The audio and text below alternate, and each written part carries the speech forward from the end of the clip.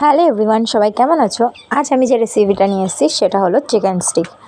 আমি এর জন্য কিছুটা বোনলেস চিকেন নিয়ে নিয়েছি, আর এর মধ্যে ওপরে আগে থেকেই দিয়ে দিয়েছিলাম আদা রসুন পেস্ট, তার উপরে দিয়েছি জিরের গুঁড়ো, লঙ্কার গুঁড়ো, ধনের গুঁড়ো, আর একটু নুন, আর কিছুটা পরিমাণ কাঁচা সরষের তেল। তো তারপর আমি এটাকে ম্যারিনেট করে রেখে দিয়েছিলাম প্রায় আধ ঘন্টা।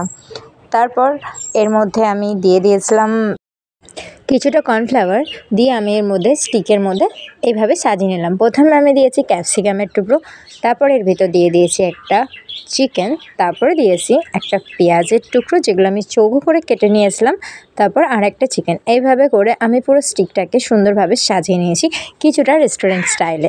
আর হ্যাঁ, বলে রাখি, আমি না এখন খুঁজে পাচ্ছিলাম না কোথাও স্টিক বা এখন কিনতে হবে কিনা, প্রথমে এগুলো নিয়ে ভাবছিলাম। তারপর আমি কী করেছি, একটা ফুল গাছ থেকে কিছুটা সরু সরু ডাল কেটে নিয়েছি, সেটাকে খুব সুন্দরভাবে স্মুথভাবে বটির হেল্প নিয়ে আমি সুন্দর সুন্দর স্টিক তৈরি করেছি। স্টিকগুলো আমি নিজে হাতে তৈরি করেছি, বাট ইচ্ছা ছিল ভিডিও করে তোমাদেরকে শেয়ার করার, বাট করিনি।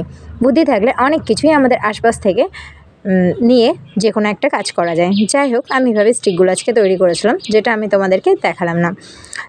ইয়াসে না খুব ভালো লাগে যখন ও কোনো শর্টস দেখে স্টিক দিয়ে কিছু খাচ্ছে, তো ওটা খুব ভালো লাগে। সবসময় দেখি কেক থেকে শুরু করে যেগুলো স্টিকের মধ্যে গাঁথা যায়, ম্যাক্সিমাম ফ্রুট সবই, আঙুর ফল, ও স্টিকের মধ্যে এরকমভাবে সাজিয়ে নিয়ে খায়, ওর খুব ভালো লাগে। বলে এরকমভাবে চাইনিজটা খায়, ও খেতে খুব ভালো লাগে। তো আজকে ওর কথা মাথায় রেখে আমি ভাবলাম ঠিক আছে, চলো তোমাদেরকে আজকে আমি এরকম স্টিকের কোনো একটা রেসিপি দেখিয়ে দিই। তার জন্য আমি নিয়ে চলে এসেছি তোমাদের জন্য চিকেন স্টিক।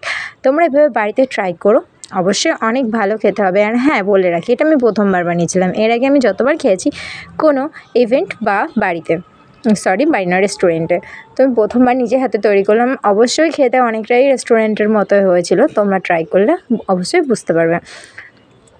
আর যেহেতু সানডে, তো আজকে রান্নার চাপটা অনেকটাই থাকে, কিন্তু আজকে রান্নাবান্না আমার শাশুড়ি মা করে দিয়েছে, যার জন্য আমি আজকে তোমাদেরকে এরকমই একটা রেসিপি দেখালাম। আমি ভেবেছিলাম সানডে অনেক বাড়িতে চাপ থাকে রান্নাবান্নার, তো তার জন্য আমি রিলস্টিক বানাই না, আর ভেবেছিলাম আজকে রান্নার ভিডিও দেবো, সেটার দায়িত্ব আমার শাশুড়ি মা নিয়ে নিয়েছে। তাই জন্য ভাবলাম ঠিক আছে, চলো আজকে এরকমই কিছু বানানো যাক।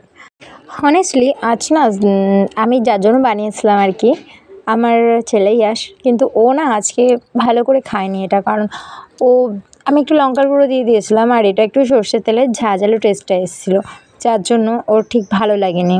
বাচ্চাদের মুখ তো একটু ঝাল ঝাল লাগছিলো, আর একটু স্পাইসি লাগছিলো বেশি, এই জন্য ওর ঠিক ভালো লাগেনি। যেটা সত্যি সেটা সত্যি, ও একটুখানি খেয়েছিল, বাট আমি খুব এনজয় করেছি, আমার খেতে দুর্দান্ত লেগেছে। আর আমার এই ধরনের খাবার খেতে সত্যি খুব ভালো লাগে।